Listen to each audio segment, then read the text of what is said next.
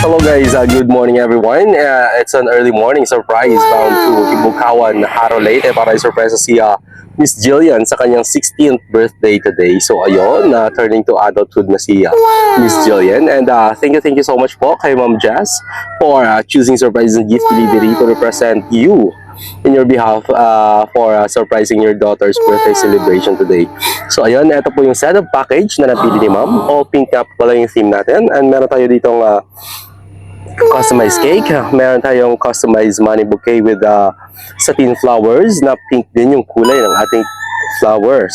And of course, yung ating chocolate. Maraming salamat again, Ma'am Jess, for choosing us to be a part of your daughter's birthday celebration today. So ayun, at sa mga nais mong magpa-surprise sa kanilang mga kasabuhay dito sa Lady Ann Samar, just contact surprises and gift delivery. At kahit umaga na po ay umaga, gabi, pwede po kami, no? Occasions ka po pala tayo, birthday, wedding proposal, anniversary, mansary, at kahit ano po yan.